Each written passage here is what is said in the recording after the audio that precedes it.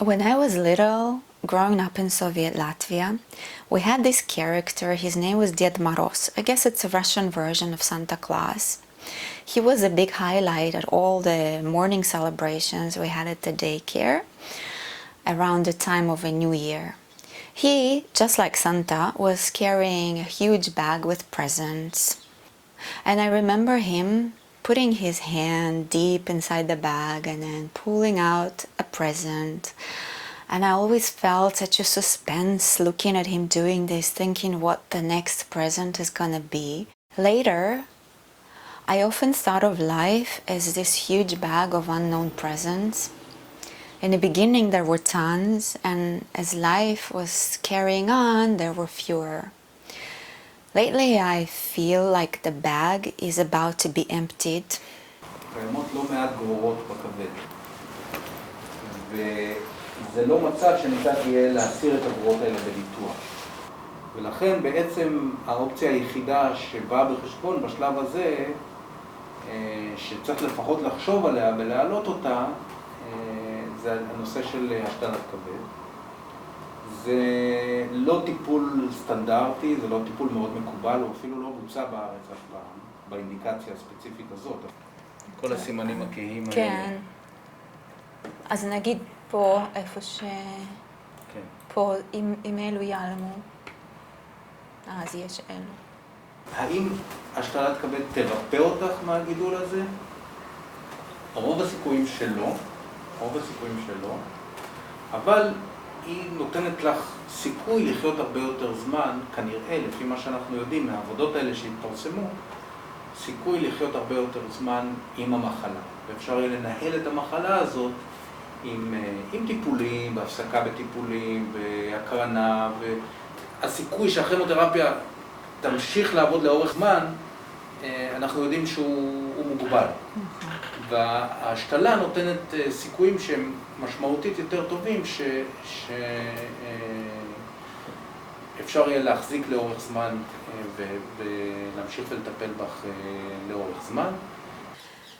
The doctors are using this terminology of extending my life. But how strange it is that it's not God's call, how long my life will be. And then it's like this life on treatment, who does it belong to? Is this my life? I try to convince myself that it is. החוקים במדינת ישראל לא מאפשרים לך לקבל כבד מהמת, ולכן הדבר היחיד שהוא אופציונלי זה כבד מתורם חי. ואז צריך לבדוק אם יש בן אדם שהוא מתאים לזה. ואת זה צריך יהיה להתחיל מתישהו לעשות. There are too many tumors and they're shrinking because of chemotherapy, but they don't disappear.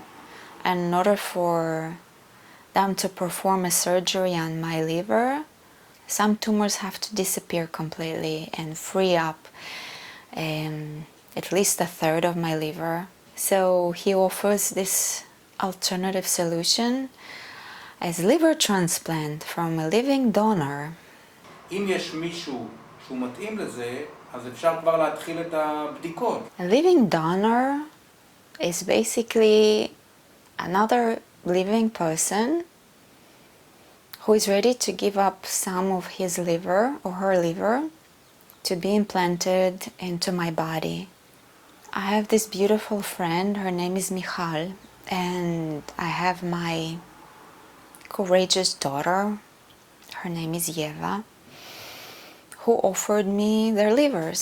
I had few more people offering me the livers, but they're not suitable because their blood type is not suitable.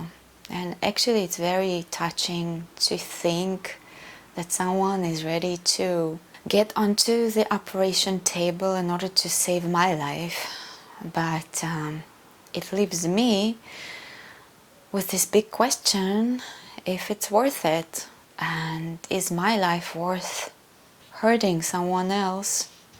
Their liver will grow back in 12 weeks. Liver is a self-generating organ, which is a good thing. And I will have to take immunosuppressants for all the period while my life lasts. So the liver is not going to be rejected. And in fact, there were no surgeries like this performed in Israel yet when primary cancer is not in your liver. So I might be the first one, something to look up to.